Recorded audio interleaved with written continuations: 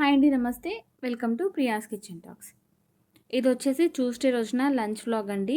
లంచ్లోకి నేను ఇక్కడ అనపగింజలు potato curry చేస్తున్నాను. రసం ఆల్రెడీ చేశానండి. ఇంకా రసం ఎప్పుడు చేసేదే కదా అనేసి వీడియో అయితే ఏం తీయలేదు. రసం అయితే ముందే చేసేసి పక్కన పెట్టేశాను. ఇంకా అనపగింజలు కూడా ముందు రోజే ఒలిచి పెట్టేసుకున్నానండి. ఒక బాక్స్లో స్టోర్ చేసి ఫ్రిడ్జ్లో పెట్టేశాను. దాన్ని కూడా ఇంకా నీట్గా వాష్ చేసుకొని పెట్టేసుకున్నాను. ఇంకా కావాల్సిన ఆనియన్స్, టమాటోస్ అన్నీ కట్ చేసుకున్నాను. చాలా సింపుల్గా చేసుకోవచ్చు. చాలా తక్కువ ఇంగ్రీడియంట్స్ యూస్ చేసి టేస్టీగా చేసుకోవచ్చు. తర్వాత టమాటోస్ని కూడా మంచిగా వాష్ చేసేసి నీట్గా అన్నిటిని కూడా చిన్న ముక్కలుగా కట్ చేసుకున్నాను. ఇక్కడ అనపగింజలు కొంచెమే ఉన్నాయి, కూర సరిపోదు అనేసి ఇంకా నేను అందులోకి 2 పొటాటోస్ని కూడా యాడ్ చేస్తున్నాను. పొటాటోస్ని కూడా మంచిగా పీల్ తీసేసి వాష్ చేసి పెట్టుకున్నాను. దాన్ని కూడా చిన్న ముక్కలుగానే కట్ చేసుకున్నాను. అన్ని వెజిటేబుల్స్ కట్ చేసుకున్నానండి. ఈ గ్యాప్లో నేను రైస్ కూడా 1.5 గ్లాస్ రైస్ కూడా కడిగి పెట్టేశానండి. బియ్యం నానబెట్టి పక్కన పెట్టాను. బియ్యం నానితే బాగుంటుంది, అందుకనే నానబెట్టడం కోసం పక్కన పెట్టేశాను ఒక హాఫ్ అన్ అవర్ అలా. ఈలోపు వెజిటేబుల్స్ అన్నీ కూడా కట్ చేసుకోవచ్చు కదా అనేసి అన్నీ కూడా కట్ చేసి పెట్టేసుకున్నాను. అనపగింజల్ని ఈ స్టైల్లో ఒకసారి ట్రై చేసి చూడండి, చాలా బాగుంటుంది. కుక్కర్లో చేసుకుంటే ఇంకా తొందరగా అయిపోతుంది. ఇక్కడ నేను అనపగింజలు తీసుకున్నాను, చూపించాను కదా వీడియోలో. అనపగింజల్ని కూడా ఒలిచి పెట్టేసుకోండి ముందుగానే. ఇప్పుడు కూర అయితే స్టార్ట్ చేసేద్దాము.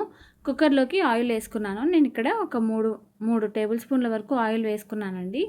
ఆయిల్ వేడెక్కిన తర్వాత కరివేపాకు వేసుకున్నాను, ఇంకా ఆనియన్స్ కూడా వేసాను. ఆనియన్స్ మంచిగా వేగే గ్యాప్లో ఇక్కడ నేను రోల్లో ఇంకా అల్లం ఇంకా తెల్లగడ్డని దంచుకుందాంలే కచ్చపచ్చగా అనేసి, ఫ్రెష్గా వేసుకుందాము అనేసి కచ్చపచ్చగా దంచి పెట్టుకుంటున్నాను. ఒకసారి అల్లంని మంచిగా క్లీన్ చేసేసి వాష్ చేసుకొని తీసుకున్నాను. అల్లం ఇంకా తెల్లగడ్డల్ని కూడా రోల్లో వేసి మంచిగా దంచేసాను. మీరు అల్లం వెల్లుల్లి పేస్ట్ ఉంటే కూడా యాడ్ చేసుకోవచ్చు. ఎలా చేసుకున్నా కూడా బాగానే ఉంటుంది, కాకపోతే ఫ్రెష్గా వేసుకుంటే ఇంకా బాగుంటుంది. ఇంకా వేగుతున్న ఆనియన్స్లోకి అల్లం తెల్లగడ్డ పేస్ట్ కూడా వేసేసాను. వేసేసి దాన్ని కూడా మంచిగా ఫ్రై చేసుకుంటూనే ఉండాలి.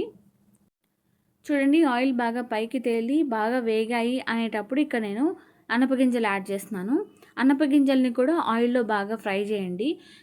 ఒక 5 నిమిషాలు ఫ్రై చేయండి, అప్పుడు టేస్ట్ బాగుంటుంది. అనపగింజలు ఆయిల్లో వేగడం వల్ల టేస్ట్ బాగా పెరుగుతుంది.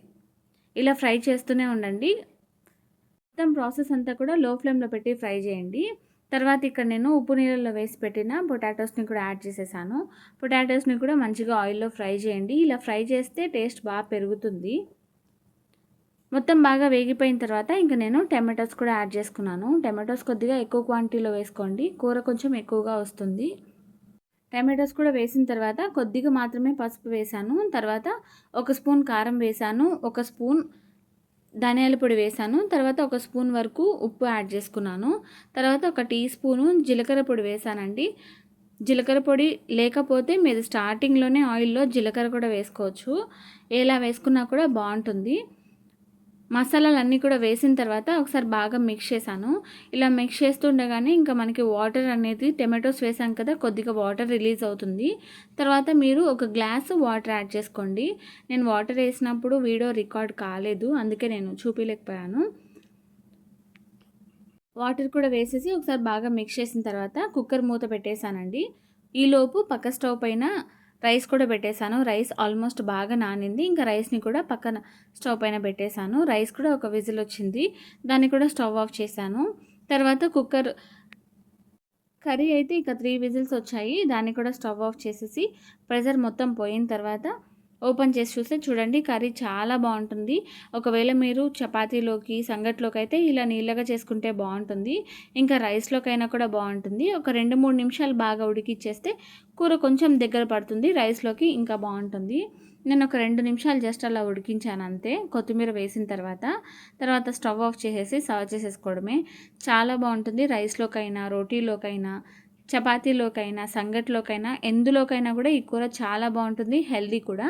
వీడియో నచ్చితే లైక్ చేయండి. అంతే అండి ఈ వ్లాగ్. నెక్స్ట్ వ్లాగ్లో కలుద్దాం. బాయ్.